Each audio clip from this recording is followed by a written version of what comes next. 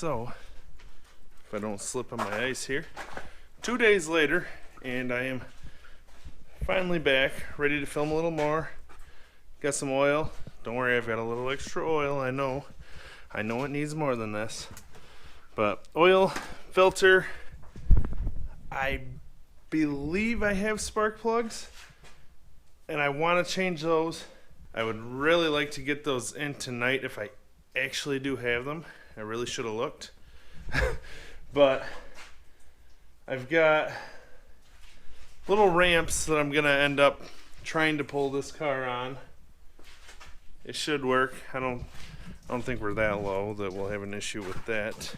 If I get the chance to tonight after doing the engine oil, filter, spark plugs, and checking out those 2 lights, I may try to check the oil fluid in the transmission, see how that is, and I'm thinking I would probably have to either jack up or turn the car around and back it up on the ramps to check the differential.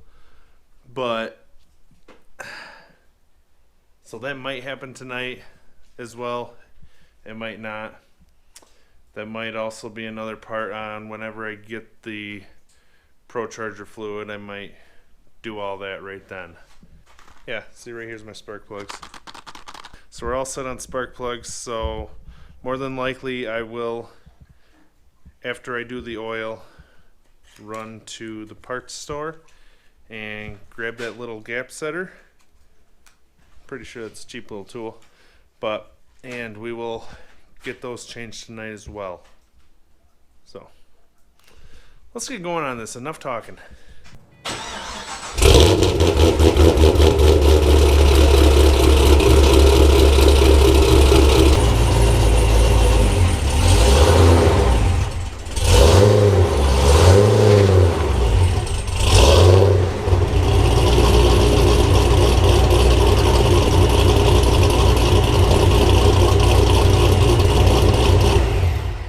Okay, so now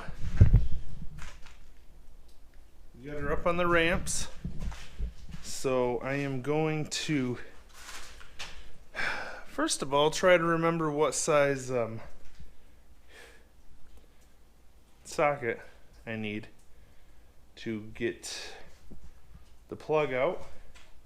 And we're gonna slide under there, drain the oil, and then we will get the filter off, put the new filter on, obviously put the plug back in, and then we will fill her up with some oil. Right here, this is all I need to drain my oil. It's a 15 millimeter. We're gonna get this draining, and then we will get the filter off and work backwards. That was my oil pan and my oil filter. So I got the drain plug back in on the oil pan. The new oil filter is in. I'm going to try to find my funnel. Once I do that, we can put oil in the car, and the oil change for the motor will be done. And yeah, we can go from there. Basically what I'm running is just the regular Mobil 1 5W30. If you guys have any recommendations for what might be a possibly better oil to run in this Procharged motor, let me know. Leave a comment below and I'll definitely look into it.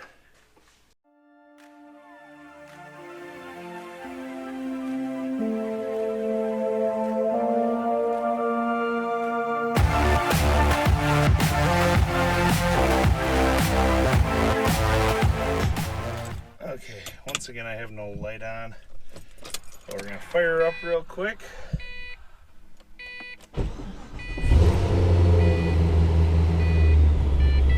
See, airbag fault, I need to check that out.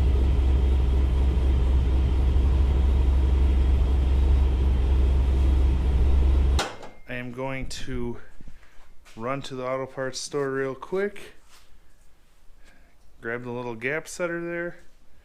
Probably get myself a little food because it's about dinner time. Then I will be back and we'll swap these. And speaking of that, I think I might swap these out as well, the wires, because I don't think they're anything special.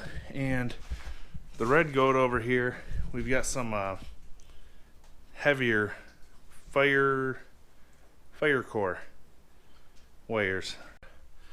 Okay, so I am back from town. Just got this little bad boy. Super cheap. I mean, obviously it's a little thing, but literally under $2, $1.58. So I should have got a few of them just to have, but I'm gonna take this bad boy. I am gonna look up what the gap is supposed to be. Why didn't I do that? Seriously? I'm gonna look up what the gap should be on these real quick, and then I'm gonna gap them all, remove all the old spark plugs, put the new ones in. We'll get the fire core wires off of the red GTO and swap them out.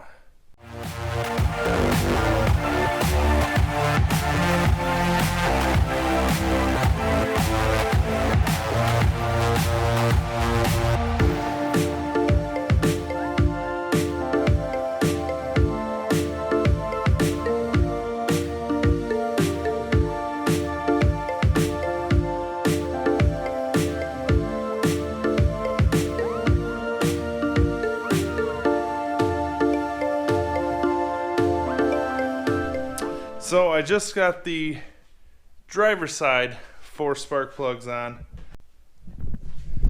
So before I put this last spark plug on the driver's side here, I just wanted to show you a comparison of these two.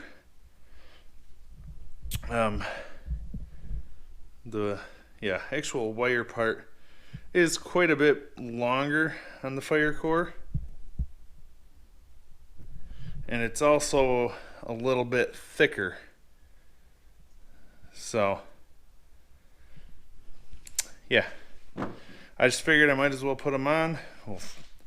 I'll throw these red ones on the Spice Red Goat. But I'm going to put these on, get the other side swapped. So, and then we'll continue on. Honestly, whenever I get the Procharged oil.